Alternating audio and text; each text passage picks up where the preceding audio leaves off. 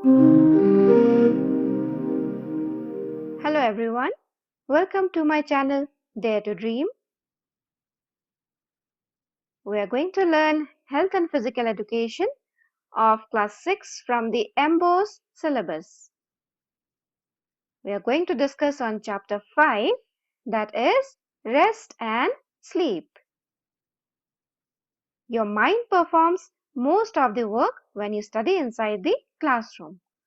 आपका दिमाग सबसे ज्यादा तभी काम करता है जब आप क्लासरूम के अंदर पढ़ाई कर रहे होते हैं. Your body carries out most of the work when you play or exercise. आपका शरीर सबसे ज्यादा तब काम करता है जब आप खेल कूद करते हैं या एक्सरसाइज करते हैं या फिर कोई और फिजिकल एक्टिविटीज करते हैं. Continuous physical or mental labor makes us tired. लगातार कोई भी फिजिकल एक्टिविटी या मेंटल एक्टिविटी करते रहने से हमारा शरीर और दिमाग थक जाता है. Gradually this tiredness reduces our working efficiency. धीरे धीरे ये थकावट हमारी काम करने की क्षमता को कम कर देती है. अब सवाल आता है कि how can we reduce this tiredness? हम इस थकावट को कम कैसे कर सकते हैं? आइए देखते हैं. Change of work results in the rest of mind and body. We feel less tired and bored. जब हम लगातार कोई भी फिजिकल एक्टिविटी करते हैं या फिर मेंटल एक्टिविटी करते हैं तो जब हमारा मन या फिर हमारा दिमाग थक जाता है, उस वक्त हमें क्या करना चाहिए? हमें उस काम को वहीं पे रोक के दूसरे काम पे लग जाना चाहिए.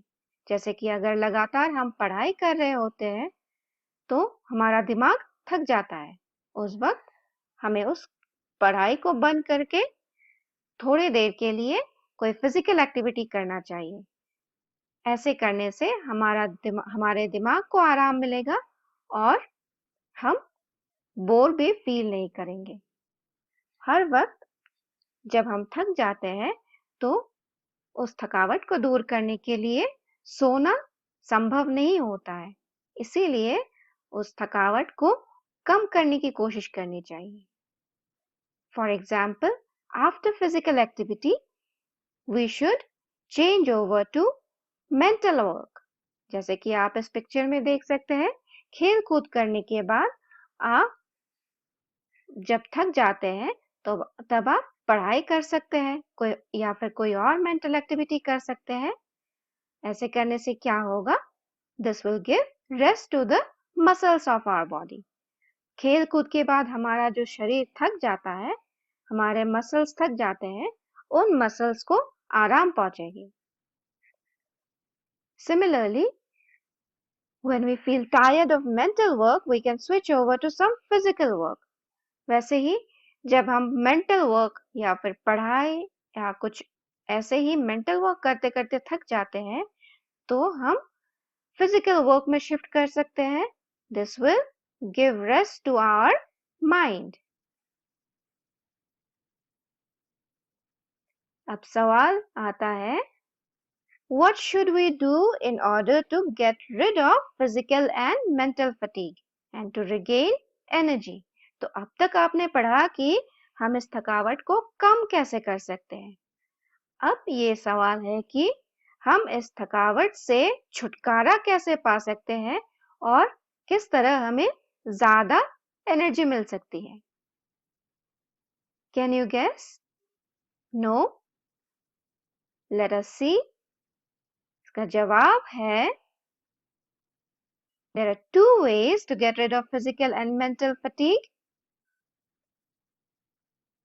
The first one is entertainment, यानी मनोरंजन. The second one is sleep. Let us have a look at entertainment first. Entertainment refreshes our body and mind.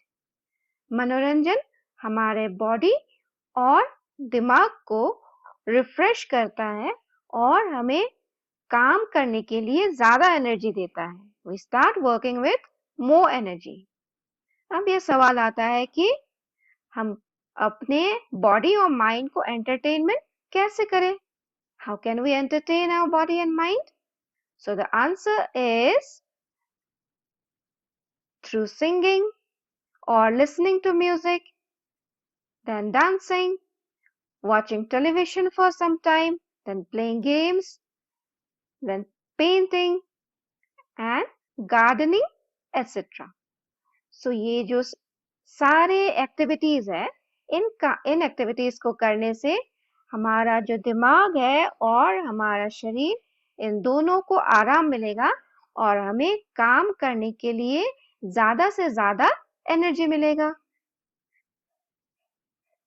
The next point is sleep. Sleep is the best way to get rid of physical and mental tiredness. नींद सबसे अच्छा तरीका है शरीर और दिमाग के थकावट से छुटकारा पाने के लिए. अब सवाल आता है कि what are the rules of sleeping? Sleeping के, नींद के रूल्स क्या है? किस वक्त हमें सोना चाहिए, किस वक्त उठना चाहिए? आइए देखते हैं ये सारे rules. The first rule is early to bed and early to rise. जल्दी सोना है और जल्दी उठना है. प्रकृति ने दिन के वक्त को काम करने के लिए बनाया है और रात के वक्त को सोने के लिए. दिन के वक्त हमें जितना हो सके काम करना चाहिए और रात के वक्त को आराम करना चाहिए. The second rule of sleeping is moderate eating helps in sound sleep. रात को जब हम सोते हैं उससे पहले जो खाना खाते हैं वो सीमित मात्रा में यानी लिमिटेड अमाउंट में खाना चाहिए. इसका कारण ये है कि जब भी हम खाना खाते हैं हमारे शरीर को बहुत ज्यादा वक्त लगता है उस खाने को हजम करने में. दिन के टाइम में हम जब भी खाना खाते हैं तो उस वक्त हमारा खाना बहुत आसानी से हजम हो जाता है. इसका कारण है कि दिन में हमारा फिजिकल एक्टिविटी ज्यादा रहता है और इस तरफ रात में हमारा फिजिकल एक्टिविटी कम रहता है. तो फिजिकल एक्टिविटी के कारण हमारा खाना दिन में अच्छी तरह हजम हो जाता है. रात को अगर हम सीमित मात्रा में खाना खाएंगे तो हमें गैस, एसिडिटी, ये सारे प्रॉब्लम्स रात को नहीं होंगे और हम चैन की गहरी नींद सो पाएंगे और हम नेक्स्ट डे को फ्रेश होके उठेंगे, ज्यादा काम कर पाएंगे. अब देखते हैं requirement of sleep at different ages.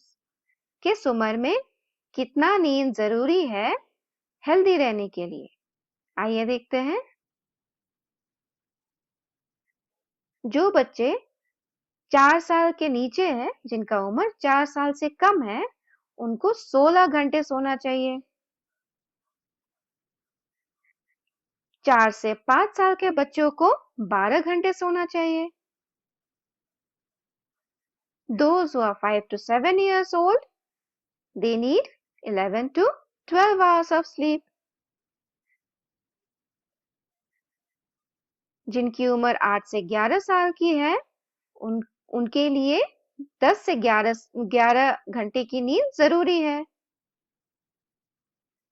जिनकी उम्र 12 और 14 साल की है उनकी नींद की जरूरत 9 से 10 घंटे की है और जो बड़े लोग हैं उनके लिए 7 से 8 घंटे की नींद जरूरी है. तो इस तरह अगर हम वक्त का ध्यान रखते हुए सोएंगे तो हम अपने दिमाग और शरीर दोनों को आराम दे पाएंगे और हेल्दी रहेंगे. तो ये था आज का chapter. If you like the content of my video, please hit the like button and don't forget to subscribe to my channel Dare to Dream.